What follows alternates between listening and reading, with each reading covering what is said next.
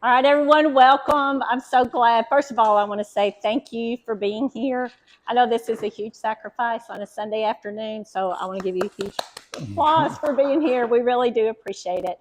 And I can promise you this is something that we're not going to do probably ever again on a Sunday. Well, I wouldn't say ever, but if we do something like this, it would only be once or twice a year because we value your time at home on Sunday. We value our time at home on Sunday. And unfortunately, this is really in the restaurant business the only time that we have when both restaurants aren't open that we can all be together. So we give you our word. This is not going to be something that's normal. It will be very unusual when we do this. But we do feel like what we want to share with you today is important enough. And so to warrant a meeting today. So I just want to say again, thank you for being here because I think what you're going to hear today is going to help you understand. I know there's a lot of questions going on. Who are Mitchell and I? Who's this guy over here? So today we want to kind of explain who we are, why we're here, why we're all doing this. Hey, Orlando, thank you for being here. And the reason for doing what we do. So again, thanks for being here. And with that, I'm going to introduce myself. For those of you that do not know me, I'm Suzanne Walker, and this is my husband, Mitchell Walker.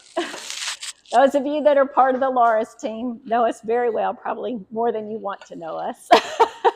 And those of you that are part of the Nardello's family, I know that we're new faces to you and you have barely even had a chance to get to know us. So we're really looking forward to getting to know all of you more and working with you.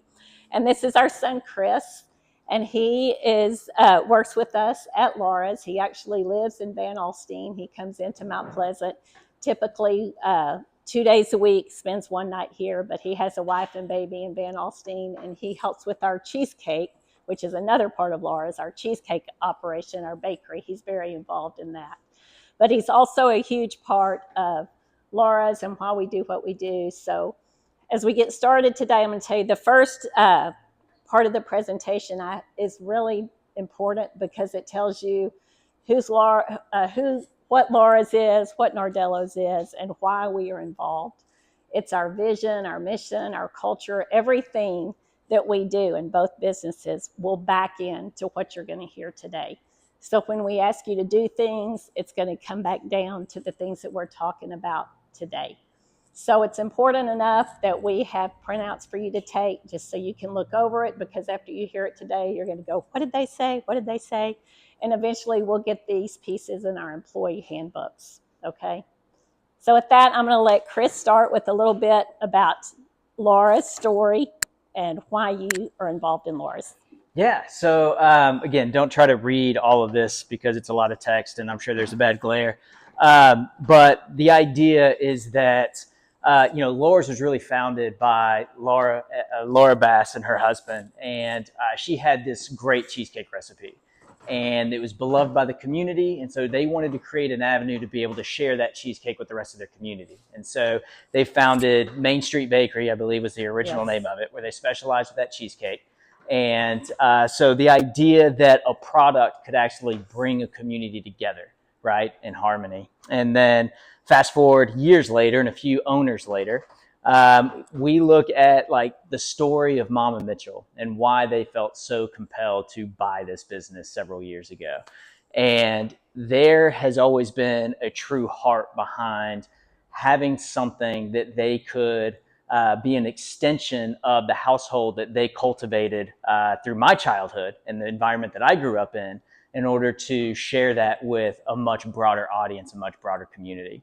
And so I can kind of tell you my personal story in terms of how I experienced that. And then hopefully that kind of paints a picture of the same type of experience that they want to create for every customer that walks through these doors, every employee that works for this company, every vendor that we engage with in whatever capacity that may be, so that you guys have a clear understanding of what the heart behind Laura's and now Nardello's really is, right? So when I was growing up, dinners around the family kitchen table were like a non-negotiable. Like it didn't matter how busy we got with extracurriculars. I played soccer year round. My sisters were in dance and cheer and gymnastics, like whatever it was. Like we were going to figure out a way to have dinner around a table.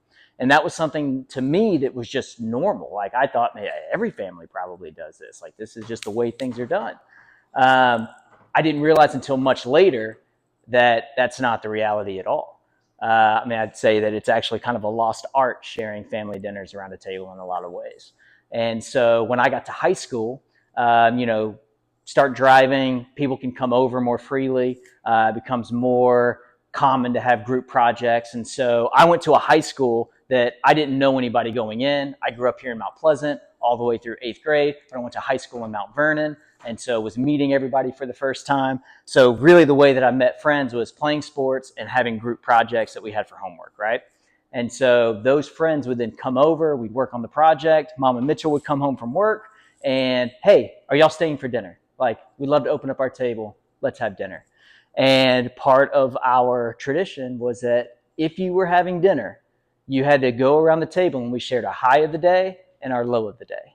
And that allowed for us to be genuine and sincere about our experiences throughout the day, and then collectively come around each other to celebrate the highs so that you felt really good about the things that went well.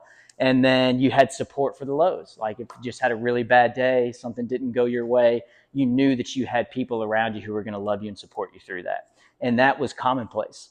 It got to the point to where my friends weren't just coming over because we had a project to work on. Everyone just wanted to be involved in family dinner. Like friends would just come, show up, sit down for dinner, and just want to be a part of that experience. And so we want for this business to reflect that same type of environment. We want you to know that each and every one of you are deeply cared for by myself, by Mom and Mitchell especially, by Richard and Janie. That is just the same way that our kitchen table was always open, like so is this place. Like this is an active invitation for you all to participate in what's happening in this space. And so you're loved, you're supported. We want to celebrate your highs. We want to support you through your lows.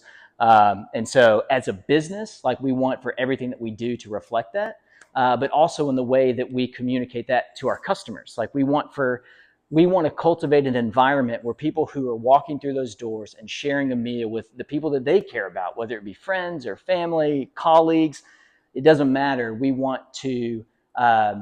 really want to encourage an environment, inspire an environment where those same types of conversations are happening around each and every one of these tables that people are sitting at, and be it Nardello's or Laura's.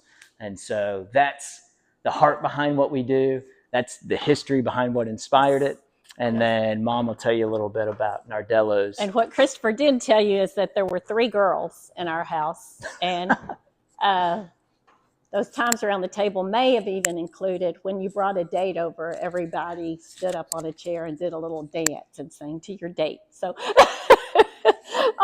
but there was a true story. One of our daughters, that happened to her on her date. And to this day, the guy that she went out with, I see him from time to time in Mount Vernon. He's like, remember that time I came to your house for dinner and y'all all stood up on the table and did that "can you dig it" thing? So, we want this to be fun as well. We want it to be a place that's full of love and laughter and joy, because we believe that life is hard enough, but when you come together, that your home around the table should be a safe place. And we want to create that same kind of home and that same kind of family in the businesses that we operate. So let me tell you a little bit then about how we became involved in Nardello's.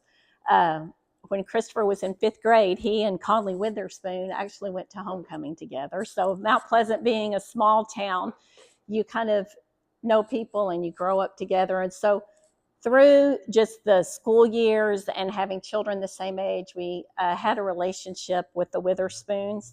But then your kids grow up and go off to college, and maybe you don't see people as much as you did.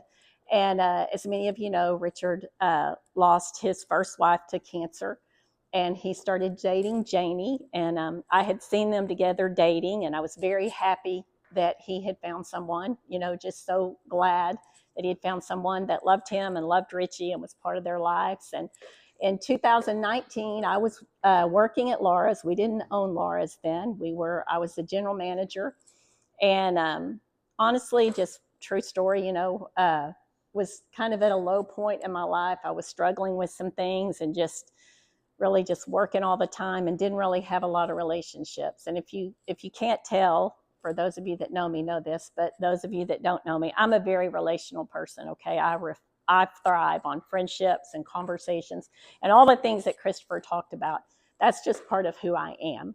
Okay, I truly love and care about people. And so I enjoy being with people. And at that time, there wasn't a lot of social activity in my life. I didn't have a lot of friends, and I was pretty much just working and going home. And one night I went over to Nardello's. I'd placed a to-go order and was just going to pick up a pizza and salad and go home. And I walked in, and the Thursday night crew was there, the girls night out crew. That's really not just girls.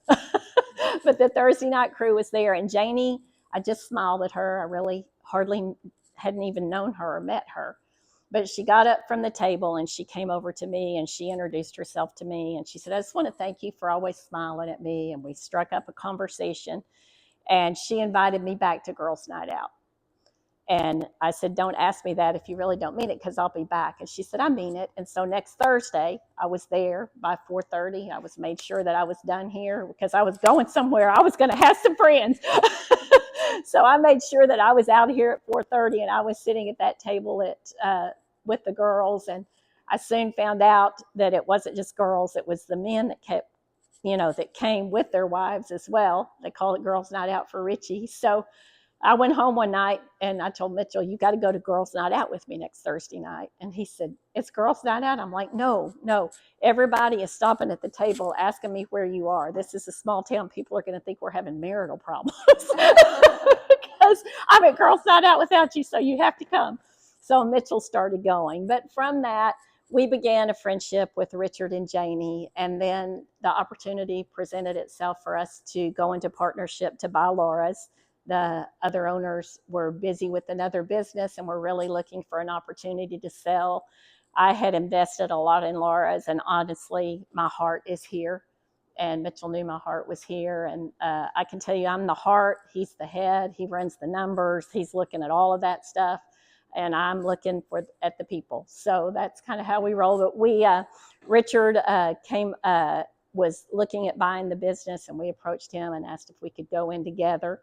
So we became partners and bought Laura's, and we're running Laura's. But there was always conversations just in the background, dreaming about what if, Nardello's is right next door and it's so cool. And, there's just a wall between us. What if there was some way, we can do so much together. And then fast forward to last year, and Eliza approached Richard, and I think she was ready to do some other things and wanted to move on. And Richard was kind enough to come to Mitchell and I and say, hey, how we've talked about neighbors and how we could really do some things. He said, we have an opportunity to do that.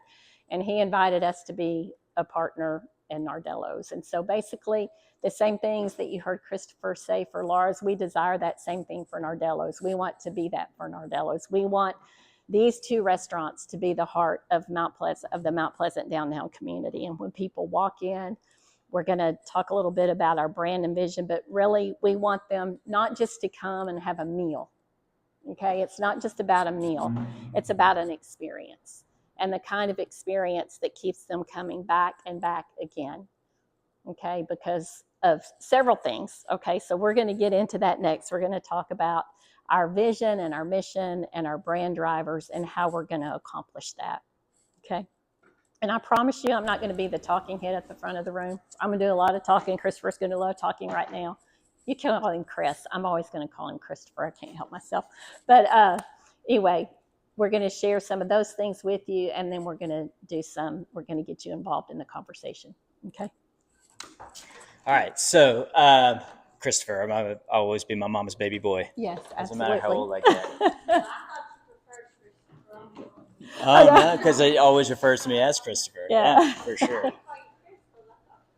I go by either. I mean, it doesn't. My wife calls me Christopher too, so it's coming back. The two most important women in his life. That's right. Christopher's making a comeback. Well, I'm the third now.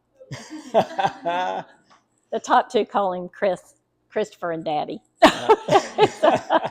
So, just like we've told you this big story about kind of the heart behind these businesses and what our desires are, what it stems from, the foundation that it's built on, we set out to really understand or figure out a way to how we could really combine all of that into a really simple, easy to remember mission statement. And that we wanted this mission statement to be really the driver behind everything that we do going forward. We think that when you have that clear mission, when it's concise, when it's easily understood, it can always be referred back to understanding the decisions that need to be made for the business and the interest of that mission. And so through a lot of discussion, both with Mom, Mitchell, and I, Richard, we were able to kind of pull all of that together.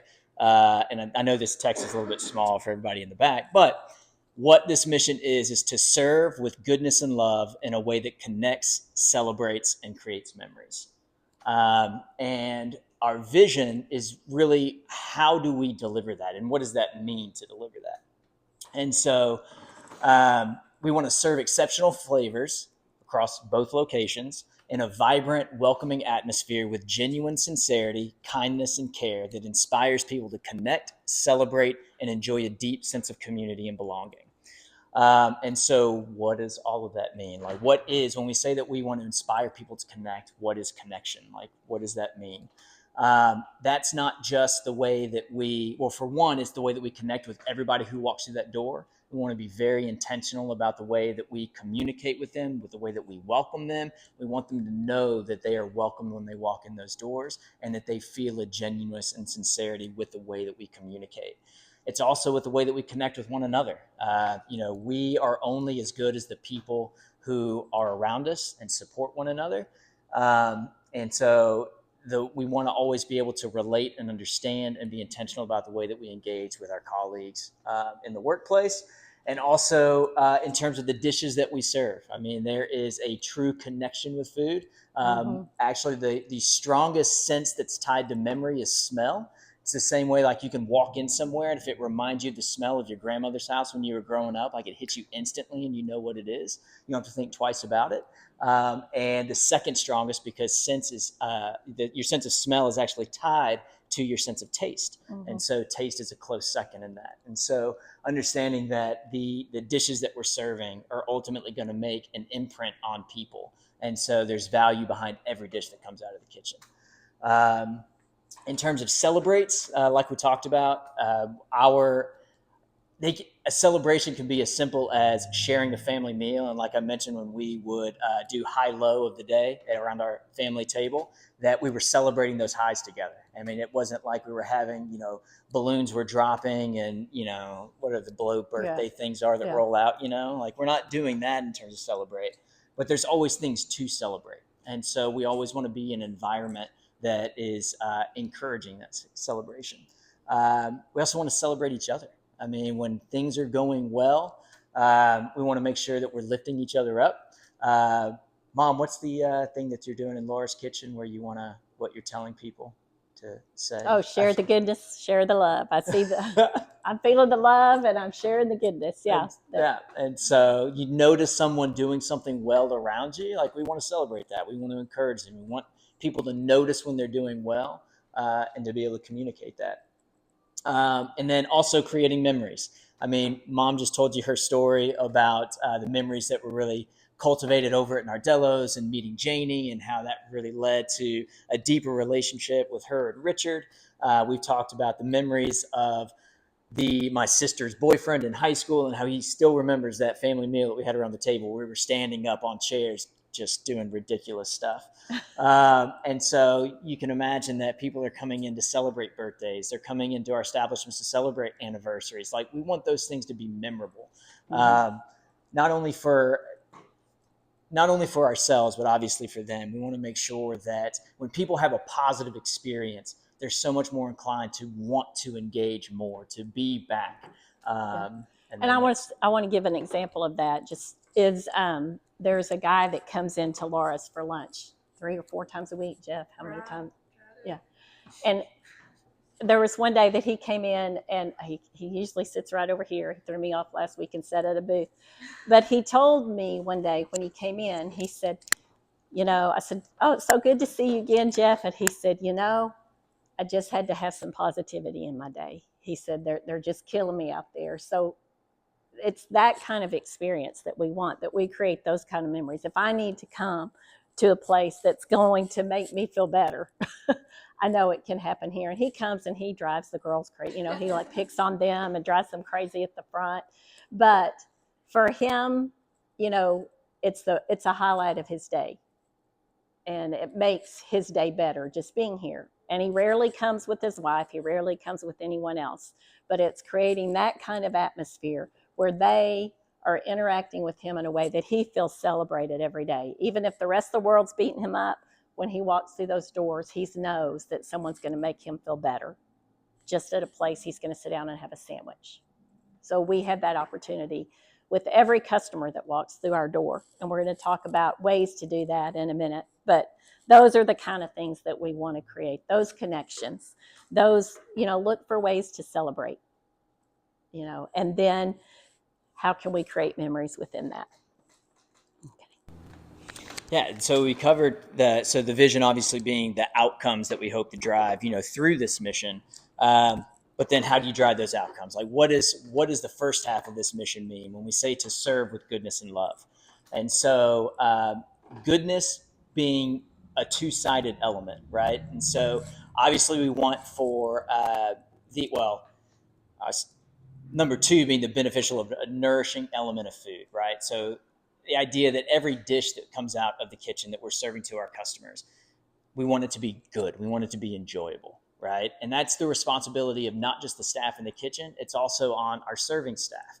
I mean, when you see a dish that comes out of the kitchen that doesn't look excellent, and there's a possibility that the customer could ultimately be disappointed in that dish. Well, that dish probably doesn't need to go out. We probably need to rethink that, recreate it. I mean, how many of you have been at a restaurant and you've looked at a menu and there's been a picture of this food item that looks amazing? And then you order it, and by the time it gets to the table, it looks absolutely nothing like it was in the picture. And it still may have tasted good, but you've already have had a disappointing experience with that item simply because your expectations were high and the deliverable was low. And so we want to make sure that we have to assume that every person that comes through those doors has a high expectation. I mean, why would you be spending money on food when you're going out to eat if you weren't trying to order something really good? And so we want to make sure that that expectation is met, you know, from the very beginning, from the time they order their food to the time they receive it to the time their plate is wiped clean. But the other quality of goodness is the fact that we want to be morally good. We want to be virtuous. We want to be good in the way that we interact with our customers. We want to make sure that we're treating them well, but we also want to make sure that we're being good to one another as well. And then the other side of that, the love, pulling this straight from 1 Corinthians, I believe is where it comes, where we really find the root of what love is. One, it's patient. We want to have patience with one another, understanding that there's always times in the restaurant business where you want to be in a hurry. And it's not always easy to be patient, but it's so important in the way that we serve one another and in the way that we serve our customers. It's kind of going back to goodness, but again, kindness is an element of that. It does not envy or boast. The thing about envy or boasting, arrogance, is that it's all me focused. It's all centered around the self. And we never want to be a collective group of people that are all just focused on ourselves because we'll never be able to serve others well. We'll never be able to really build each other up. And so understanding that we always want to have other people in mind. We want to have each other in mind. We want to have our customers in mind. We want to have our vendors in mind, whoever it may be, not focusing on the self, but on others first. Goes into does not insist in its own way, is not irritable. I need to work on this one. I've got a little bit of a temper sometimes. I can admit that, but it's something that I'm working on. And so we certainly want to, I think that as you begin to practice the patience, the kindness, this one just naturally kind of evolves to where you become less irritable. And so it's more of an outcome of a practice of the earlier parts. I just want to share a little something. Can I just interject this? This is a way that Mitchell personally has loved me well the past few weeks, because I'm going to tell you, I've been a little irritable and less than patient, as this crew can probably attest to right here. But, I had to apologize to him the other day because I just, we all have days, right? We all have our stuff and we all have our days. And I was extremely irritable and had been irritable with him the night before and that morning. And I came in and I said, I'm really sorry. I just want to apologize for the way that I've treated you. And he said, you know what? You don't owe me anything. He has made a choice, a conscious choice, that when he gets up in the morning, he is not here to be served. He's not here for me to love him the right way. He's not here. He has made a conscious choice that he's just going to do the next right thing, and what I do is not going to affect it. And I thought, wow, what a way to live your life. If we could all do that, if we could all wake up in the morning and go, you know what, I'm not going to go to work expecting people to treat me in a certain way. I'm not going to go to work and expect that someone owes me this. I'm going to flip that perspective, and I'm going to go in with the attitude of, I'm here to serve, and how can I make their day better? What can I do to show them love? What can I do to show them goodness? And how much better is your life because you do that? I know. A lot less stressful. That's right. So those are the kind of things that we're talking about. And all of those things spill over. They spill over to your coworkers, they spill over to your customers. But if you can come back to those roots and those values, and that's what's truly driving us as individuals and as an organization, what a huge difference can we make in each other's lives? What a huge difference can we make in our communities? Because I know you think a restaurant, but yeah, it can. And it has for me.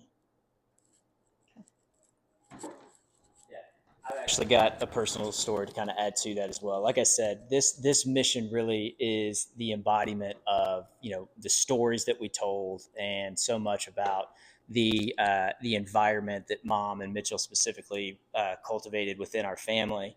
And this is just a way that makes it easy for us to communicate it to all of you. But in terms of the impact that I've seen that have in my own life, is that so my first boss out of college, I got hired into corporate finance. I worked for a guy who was literally the most difficult individual that you can ever imagine to have to work for. I mean, it was very, very, I used to get threatened to be fired like on a daily basis for things that I didn't even do, just things that I should have known to do. Right. And just someone who was very driven by career success, and something that is that he wasn't someone who wasn't a feely kind of person, right? Like he was just very, very driven. And anyways, over 5 years of working for him, we ended up developing a friendship. And he, after I quit working for him and went to take another position at another company, we stayed good friends. And he actually came to Mount Pleasant. He's from San Francisco, where I used to live, and he flew out to go on a duck hunt with Mitchell and I. Had a great time, but he stayed a weekend in their house. And after the conclusion of that weekend, I'm driving him back to the airport in Dallas so he can fly home. And he said, man, I don't know what it is about this place, what it is about your home. He's like, but there's just something that just pulls my soul into it. And it's so special. And I feel so loved and so welcomed. And I don't know what it is. He says, but whatever it is, he says, you cherish it, you hold on to it. And that is the most important thing. And so we've seen the way that the kind of impact that living this way can have on the people around you. And we want each and every one of you to know that what we're trying to create between these businesses is the exact same thing. And we want you to participate in that. Like, we want to draw you in, and we want you to be involved in this with the rest of us. And we want to love you the same way that we love Paul. I mean, Mom and Mitchell were meeting Paul for the very first time, and yet he felt a love that was completely foreign to him. And so that same type of love is really being extended to all of you as part of this thing that we're building. So anyways, we'll keep it going. See. Okay. All right. So those are our core values. And then in line with our core values comes our brand. And this is what, when people think of us, this has to do more with the tone that we'll use in our menu and our advertising and people understanding who we are. And I'm sorry, I'll try to read it. Okay. Yeah. And this is what we want people to feel. What Christopher's trying to describe. When they walk into Nardello's and you are taking them to a table, by the end, the feeling that we want to them have is that warm, charismatic aunt, uncle, grandparent, or closest friend who hosts Sunday dinner every week. The one who remembers your favorite dish, always has a chair waiting for you at their table, and believe there's no such thing as too many people together for a meal. They're lively, thoughtful, and a little old school in the best way, valuing tradition, conversation, and community. They make you feel seen, valued, and at home the moment you walk in. And that's really what we're looking for. We want the customers that come, and Richard really put it the best way when we were going through this and all this. He said, we want Laura's to be the mama, and we want Nardello's to be the Mama Mia. Okay. So that's really what we're working towards. But you can see it's so much more than just coming in and getting a menu and sitting down at a table. It's about making everyone feel as if they're walking into a home. Okay. We want our restaurants to feel like home, not just a restaurant.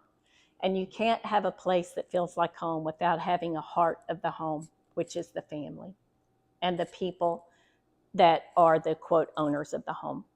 And as staff of Laura's and Nardello's, you are the owners of the home. And it's our responsibility as the family of that home to make those people welcomed, make them feel welcome, make them feel engaged, make them feel significant. Okay. So the tone is, we do that. We want to be warm, inviting, genuine, and sincere.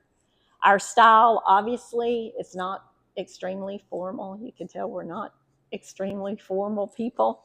We want it to be conversational, but yet we want it to be polished. All right. We don't want it to be, That's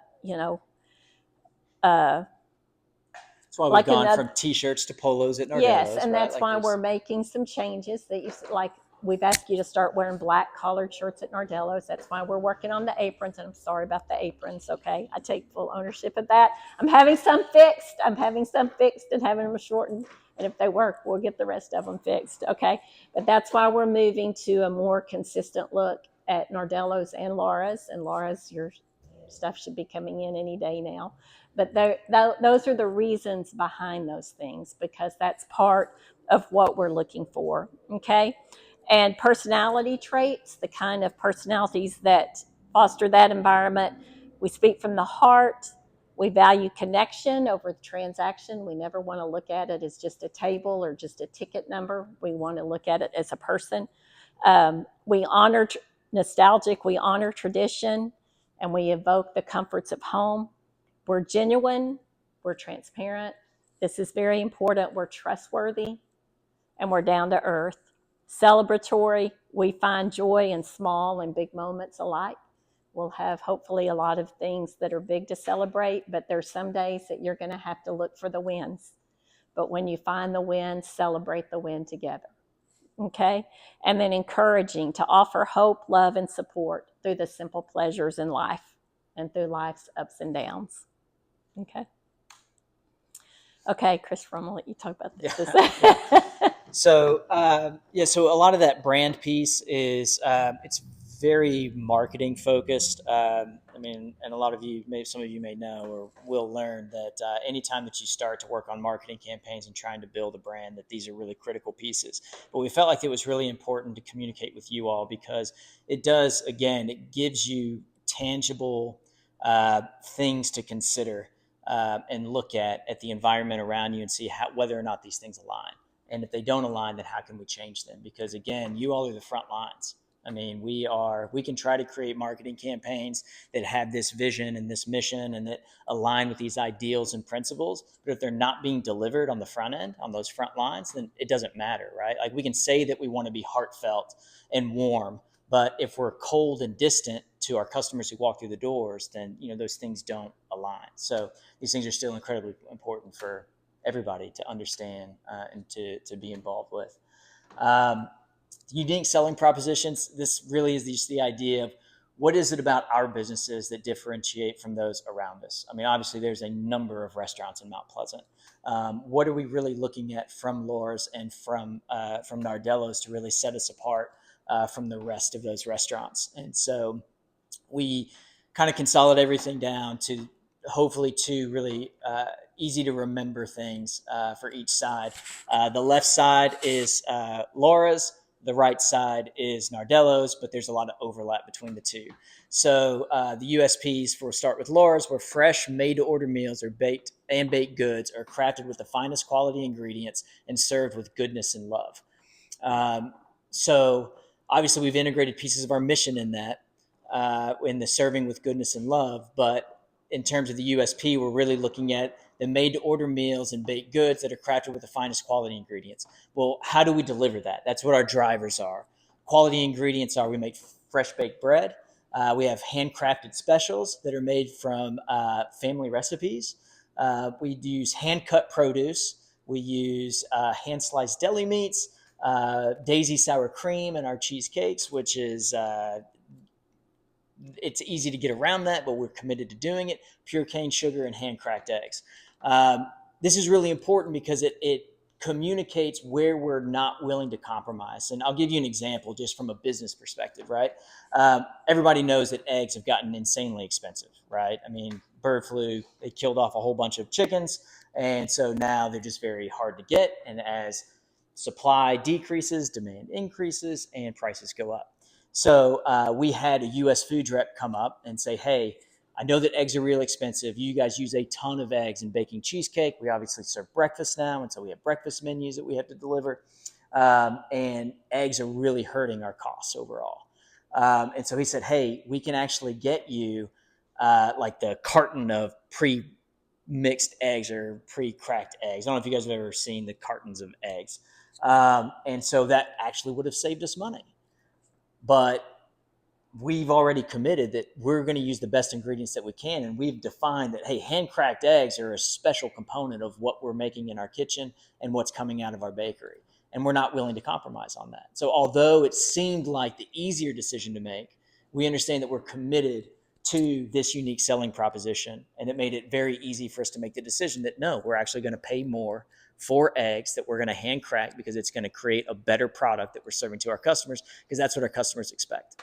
And so, again, understanding these things just helps making that, when that decision comes, it's a lot easier to make that decision. We didn't have to talk about it. We didn't have to have a meeting. We didn't have to pull Richard in. We were immediately able to tell our U.S. food rep, no, we're going to stick with regular eggs.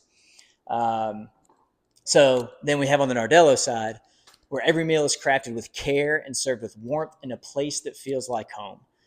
Every dish is a reason to gather, every table a place to belong, and every guest a part of our story. And the way that we deliver that, again, the way that we create that experience is that we're going to have a space that's designed for gathering. We're not going to have a floor plan with a bunch of two tops, right? Like, we're going to have large tables that people can come around and gather around, whether it's casual pizza night, a special anniversary, or family dinner. It needs to be inviting decor with an open kitchen feel and a communal energy that reflects Italian home kitchen. You want to add to that? And that, I mean, even think about how Nardello's was designed. I mean, it was designed really around the oven, right? To bring everybody, that's the centerpiece, that's the focal point. And if you think about the way the dining room is designed, where the tables can be pulled together, but also if you're having a date night, you can have a table for two in the corner or a back booth or something like that. But again, it goes back to making it feel like a place that, does this. And as the food comes out, does it create, what's the event? Is it a family coming in to celebrate a win in a baseball tournament? You know, is it a birthday celebration? Is it an anniversary celebration? And how is the product we're taking out of the kitchen, how are we part of that celebration or that family dinner? How do we do that? You know, does this play into that? Okay. All right. And then we're going to try to move through this next part quickly because we're kind of running on time. And the slogans that you'll hear used throughout our social media, and really that we would like for you to start adopting even in your kitchens and on your restaurant floors, is this. You know, slogans for Laura's or share love, share Laura's. Life is sweeter when shared. Obviously, we have a lot of baked goods here, so we focus on that. Serving with goodness and love. And there's something for everyone around the table. You know, that's the variety of it. Doesn't matter if you come in with your children or if you come in with your great grandmother. There's going to be something for everyone in your family to eat based on our menu. And for Nardello's, tables full of flavor, family and friends. Again, the quality of our food, the flavor of our food, the experience. Table full of flavor, heart full of family. Again, we're fostering around the table, the quality of food, the quality of relationships around that table. Pull up a chair, your family here, and flavors that feel like home. So as we're working on adjusting menus, as we're talking to Brandon and Nicole about what that looks like, you know, we're going to, all the flavors, okay? It's revolving around the flavors and the menu and the quality of the food. Okay, so we do have this handout for y'all that we'll give y'all before y'all leave today, so you can take those, you can share them with any staff that aren't here today. But I think this is just a great thing for every employee to have, so you can go back to and you can visit it and you can ask questions about it. Okay, we realize it's a lot of information, but we also feel like it's a great place for everyone to start and to understand who we are and why we do what we do. Okay. Do we want to open it up for any questions? Yeah, that's what I started to say. What questions or comments do you have? I'd just like to hear from three people. What did you really like about what you heard? Do you need me to pass out the sheets now so you can look? Nicole? I really like that we have like a mission and a theme. Yes. My family has like a little thing that we do too, of like sticking together. And we have a little word for it, so I really like that we have that to stay connected and stay driven about what our purpose is to help people connected. Yes. The fact that we have a mission and vision statement. Have any of you worked anywhere where you've had one of those before, where it's been clear? That it's very helpful. And I love that your family has one. One of my daughters and her family have one too. I love that. Say something about that too. You want us to come up here? You're welcome to hold us accountable for that. Because those are our values as we look at it 100%. So when you see something that's not aligning, Can you come up here? I don't mind.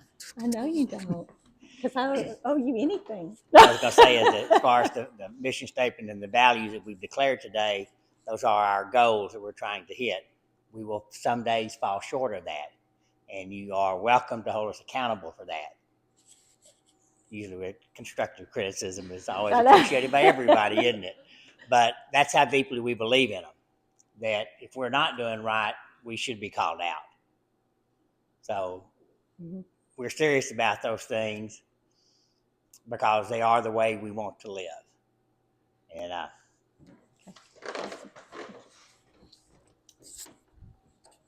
Okay, let's see what's next. Okay, any other questions or comments before we move on to our next section?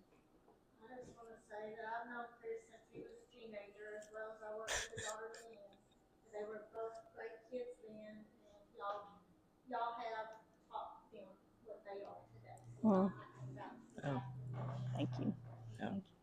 It's by God's grace and to His glory. And I'm going to tell y'all my personal story, you know, because it's easy to look a little later. You'll hear some of my personal story because it is really easy to look at people where they are now and think that life has always been easy for them or things are always. And I can tell you that to this day, life is still not always easy for us. You know, life happens and life has happened to every one of us. But we want to be a place too where we can come around you and support you in those times to make your life better. And the things that we're older, we've learned a lot. We still have a lot to learn, but if we can keep you from having to go through some of the things that we went through, we would love to be able to do that. If we can help you avoid some of the pitfalls, if we can help you achieve some of the successes, it would be our honor to do so. Can I just ask a question, like from the Laura side? If in the time that you've worked with Mom and Mitchell, if they've like come alongside you to support you in something that was going on in life, like away from Laura's, can y'all just raise your hands? So, I mean, for the Nardello's crew that's just now kind of getting into this, like, it's not just words, like, we're not just up here saying stuff, but you can see that they live this stuff out, and y'all are in this thing now. Y'all are a part of this. And so, yeah, it's really special. Okay, good. So now what I want to do is we're going to quit being the talking heads at the front of the room. I'm going to give you a little discussion guides, but what we're going to do, we're going to go through some things of now how do we put feet to our words, okay? Because it's one thing to talk the talk, but if you can't walk the walk, it's no good.